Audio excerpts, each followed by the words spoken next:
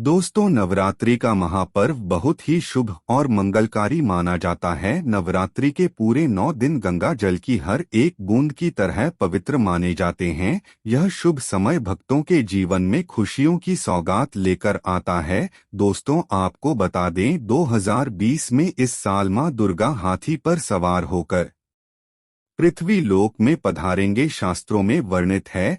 तथा मान्यताओं के अनुसार अगर शारदीय नवरात्रि पर यदि माता दुर्गा का आगमन उनके वाहन सिंह है पर नहीं बल्कि हाथी पर होगा को मान्यता है कि माता दुर्गा का हाथी पर सवार होकर आना बहुत ही शुभ और कल्याणकारी माना जाता है। जीवन सुखमय हो जाता है। भक्ति का भरपूर लाभ भक्त जनों को मिलता है। दोस्तों, इस बार नवरात्रि पूरे 9 दिनों तक मनाई जाएगी, ना एक ही दिन कम न ज्यादा, पूरे 9 दिनों तक मनाई जाएगी। मां शेरावाली की विशेष रूप से पूजा आराधना की जाएगी। शारदीय नवरात्रि का महा इस बार 2020 में 15 अक्टूबर दिन रविवार से शुरू होकर 23 अक्टूबर सोमवार के दिन समाप्त होंगे। ऐसे में शारदीय नवरात्रि पर माता दुर्गा की कृपा पाने के लिए कलश स्थापना का शुभ मुहूर्त है। 15 अक्टूबर को दिन में 11:44 से दोपहर 12:30 तक कलश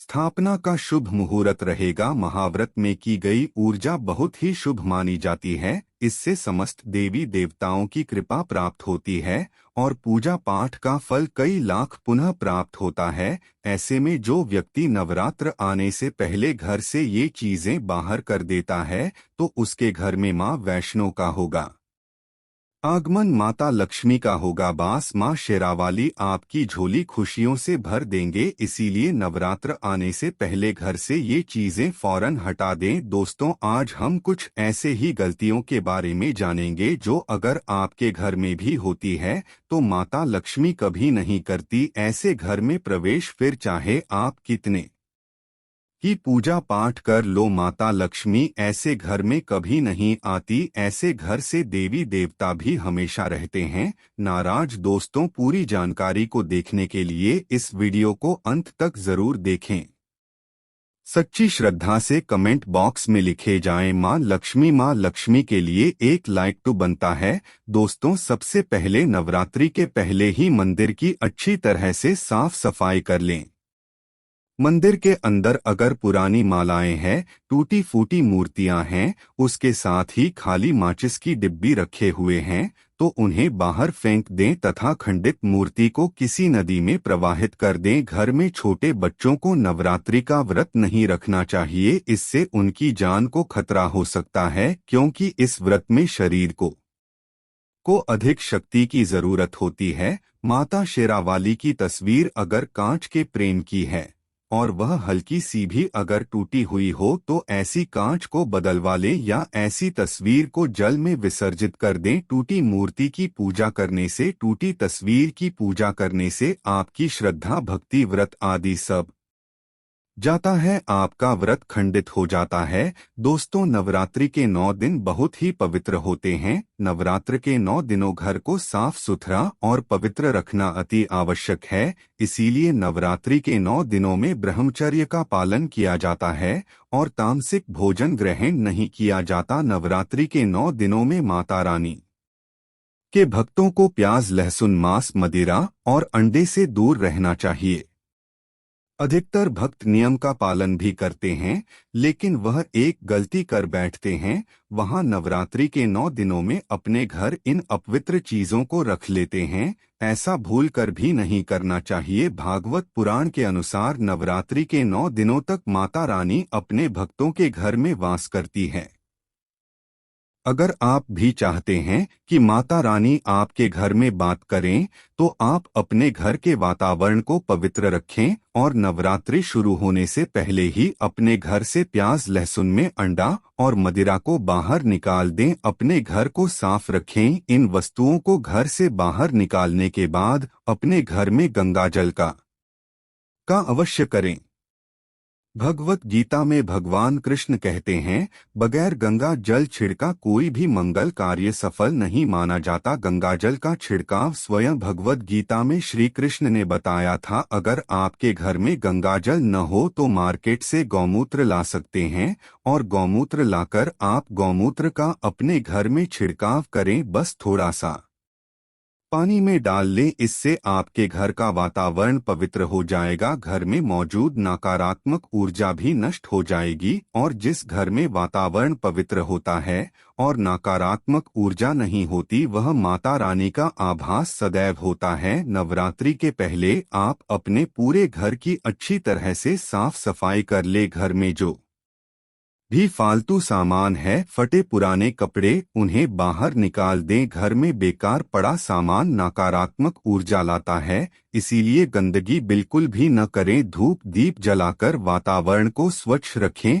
दोस्त, माता के आगमन के लिए घर का दरवाजा जरूर जाना चाहिए, इससे माता आकर्षित होती हैं और घर के द्वार में प्रवेश करती है। माँ के आगमन के लिए द्वार को फूलों से सजाना। दोस्तों, कई लोग ऐसे हैं जो माता रानी की चौकी कागज बिछाकर बनाते हैं, जो कि बिल्कुल गलत माना गया है। माता की चौकी के लिए आप नीचे लाल कपड़ा बिछाएं, काला कपड़ा और सफेद कपड़ा भूलकर भी नहीं बिछाना चाहिए। ध्यान रखें, कपड़ा पता भी नहीं होना चाहिए। दोस्तों, अगर आप के घर में देवी देवताओं की खंडित मूर्ति, दिया या फटा हुआ चित्र अगर हो तो उसे किसी पवित्र नदी में विसर्जित कर दें, क्योंकि ऐसी मूर्तियां और चित्र दुर्भाग्य लाती है। देवी देवताओं की खंडित मूर्ति की पूजा न करें और न ही उन्हें घर में रखें, क्योंकि उन्हें घर में रखना बुरा माना जाता है। दोस्तों, वहीं अधिकतर लोग अपनी छत पर या घर के मुख्य दरवाजे के आसपास कबाड़ इकट्ठा कर देते हैं। ऐसा करना अशुभ माना जाता है।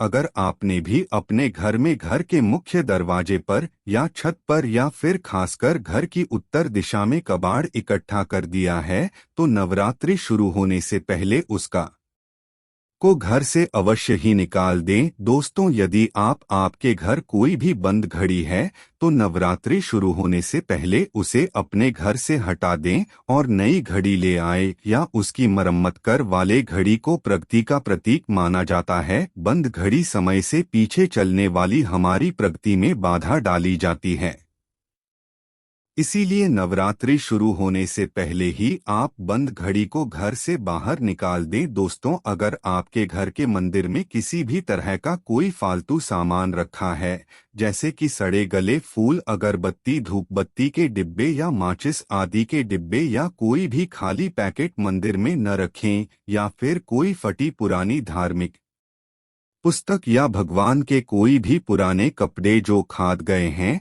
या मुकुट माला जो खराब हो गई है, तो उन्हें आप जितना जल्दी हो सके अपने मंदिर से हटा दें। नवरात्रि से पहले आप अपने मंदिर की और मंदिर के आसपास की साफ सफाई अवश्य ही करें, तभी माता रानी की चौकी स्थापित करें। इसके साथ ही आप अपने धन रखने के स्थान की सफाई भी अवश्य करें, क्योंकि नवरात्रि के दौरान मां लक्ष्मी भी गृह प्रवेश करती है। धन रखने के स्थान पर किसी भी तरह का कोई भी फालतू सामान, लूटा हुआ सामान न रखें। धन रखने के स्थान को मंदिर की तरह ही साफ रखें। नवरात्रि के दौरान माता रानी की पूजा में कौड़ियों को शामिल करें। माता रानी के साथ साथ रोजाना कौड़ी का भी पूजन करें। इसके बाद गौरी को धन रखने के स्थान पर रख दें। ऐसा करने से बरकत हमेशा होती है। अगर आपके पास पुराने जूते चप्पल इकट्ठे हो गए हैं तो नवरात्रि से पहले उन्हें घर से बाहर निकाल दें। पुराने जूते चप्पल की अशुभता के कारण ही घर में नकारात्मक ऊर्जा आती है और घर में अशांति और तरह का माहौल रहता है। नवरात्रि आने से पहले घर से निकालना ना भूलें। अगर जिस घर में ज्यादा होता है उस घर में माता रानी का भी वास नहीं करती। साथ ही साथ टूटे फूटे बर्तन अगर घर में पड़े हैं या टूटा हुआ आईना भी अगर घर में हो तो उसे भी निकाल दी। घर में टूटे फूटे एक पत्थर भी नहीं रखना चाहिए, इसे माता लक्ष्मी नाराज हो जाती है। अब हम जानते हैं नवरात्रों के दौरान क्या नहीं खाना चाहिए और क्यों नहीं पीना चाहिए और कौन सा खाने से व्रत संपूर्ण और सफल हो जाता है। दोस्तों, हमारे चैनल को सब्सक्राइब जरूर करें और इस बेल आइकन को दबाना ना भूलें। तो आइए शुरू करते ही दोस्तों, नवरात्रि के दिन से जरूर खाना चाहिए।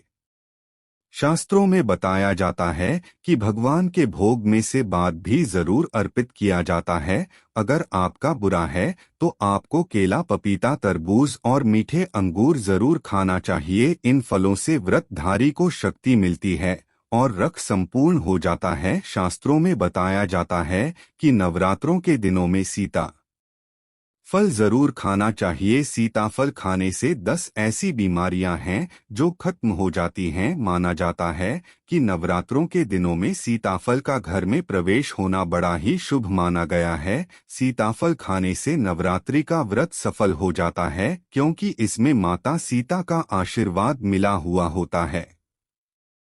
नवरात्र के दौरान सीताफल खाता उसे दुखों का सामना नहीं करना पड़ता। सीताफल आपको जरूर खाना चाहिए। दोस्तों, नवरात्रि के 9 दिन शक्तिमान दुर्गा को समर्पित होते हैं। नवरात्रि के 9 दिन माता रानी के 9 अलग अलग स्वरूपों का पूजन किया जाता है। नवरात्रि के 9 दिनों में माता रानी को अलग अलग स्वरूप के हिसाब से अलग अलग भोग अर्पित किए जाते हैं। लेकिन क्या आप जानते हैं, कुछ ऐसी वस्तु है जिन्हें नवरात्रि के दौरान भूलकर भी माता रानी को अर्पित नहीं करना चाहिए। अगर इन वस्तुओं को आप गलती से भी माता रानी को अर्पित कर देते हैं तो आपको और पूजन का पूर्ण लाभ नहीं होगा।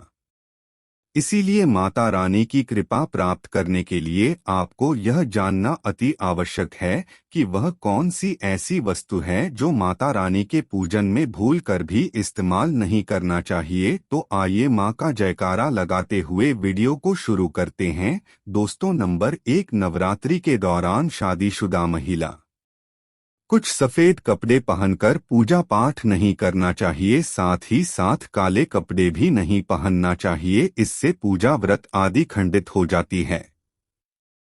माता की चौकी जब आप लगाएं तो उसके नीचे कागज नहीं लगाना चाहिए। माता की चौकी हमेशा लाल कपड़ा बिछाकर ही बनाना चाहिए। हमेशा याद रहे, नवरात्रों की इन 9 दिनों तक व्रतधारी को अपना आसन चौकी के आते ही लगाना चाहिए और मंदिर को नवरात्रों के दौरान अकेला नहीं छोड़ा जाए। था बहुत ही अशुभ माना जाता है। इससे दुर्गा माता नाराज हो जाती है और हमेशा के लिए चली जाती है। दोस्तों, नंबर 2, नारियल। हिंदू धर्म में नारियल को समृद्धि, धन, श्रद्धा और सम्मान का सूचक माना जाता है। नारियल को श्रीफल भी कहा जाता है। नारियल को सुख वृद्धि में वृद्धि करने वाला माना जाता है। नारियल का हर मांगलिक कार्य में विशेष महत्व होता है। जैसे कि आप सभी जानते हैं कि माता रानी के कई मंदिरों में नारियल से वाली भी दी जाती है और माता रानी के पूजन में नारियल का इस्तेमाल हम सभी करते हैं। खासकर कलश की स्थापना नारियल रखें कर ही की जाती है। माता रानी के पूजन में हम नारियल इस्तेमाल करते समय कुछ गलतियां कर बैठते हैं। दोस्तों, नारियल कई प्रकार के होते हैं। एक हरा, दूसरा सूखा जिसके अंदर पानी होता है। जिस नारियल के अंदर पानी होता है, माता रानी के पूजन में सदैव पानी वाला और जटा वाला नारियल दें। मांग करें, नारियल का पूर्ण होना चाहिए। नारियल चटका हुआ या टूटा हुआ नहीं होना चाहिए, क्योंकि साबुत नारियल ही पूर्ण और पवित्रता का प्रतीक होता है। साबुत नारियल भी सुख समृद्धि का प्रतीक होता है। साबुत नारियल को श्रीफल यानी कि माँ लक्ष्मी का फल कहा जाता है। नवरात्रि में माता रानी की स्थापना करते समय जटा वाला यानी पानी वाला नारियल ही कलश पर स्थापित करना चाहिए। साथ ही यह ध्यान रखना चाहिए कि नारियल को सदैव कलश के ऊपर लेटा कर रखना चाहिए। घट स्थापना करते समय कभी भी नारियल को खड़ा करके नहीं रखा जाता। नारियल को सदैव लेटाकर कलश के ऊपर रखा जाता है। साथ ही नारियल को स्थापित करने से पहले आप नारियल को लाल कपड़े में लपेटकर उस पर लाल चुनरी ओढ़ाकर आप नारियल को कलश के ऊपर स्थापित करें। शास्त्रों के अनुसार कलश के ऊपर जब सही तरीके से नारियल रखा जाता है और सही प्रकार का नारियल रखा जाता है, तब यह व्रत और भोजन का पूर्ण फल प्राप्त होता है। यह भी ध्यान रखें कि महिलाएं माता रानी को नारियल अर्पित कर सकती है, लेकिन कभी भी माता रानी के सामने नारियल को भूलकर भी नहीं व देना, क्योंकि नारियल बीज रूप होता है और स्त्रियां बीज रूप से ही शिशु को जन्म देती है। इसीलिए कभी भी महिलाओं को यही नहीं तोड़ना चाहिए।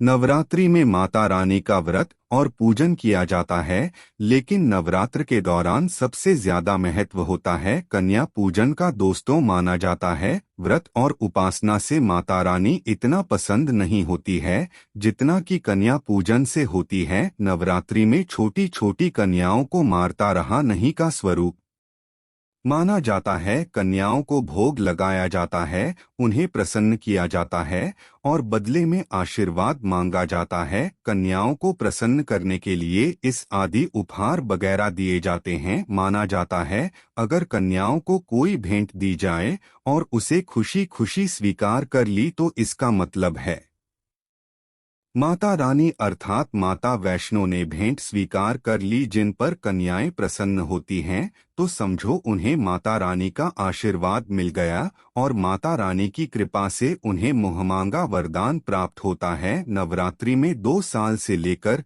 10 साल तक की कन्या का पूजन होना चाहिए। अष्टमी अथवा नौमी को कन्याओं के पैर धोकर भोजन कराना, बुखार आदि देना श्रेष्ठ माना जाता है। आपके घर में संपन्नता बनी रहे तथा धन की कोई भी कमी ना हो, कन्याओं को कोई सुंदर इस दे सकते हैं। शास्त्रों में बताया जाता है कि कन्या जितना खुश होती है माता रानी उतना ही जल फल की प्राप्ति पर प्रदान दी है। ऐसे में आप कन्याओं को चॉकलेट बॉक्स दे सकते हैं तथा खूबसूरत कपड़े दे सकते हैं। याद रहे काले कपड़े न दें और स्टील के बर्तन भी गिफ्ट के तौर पर दे सकते हैं।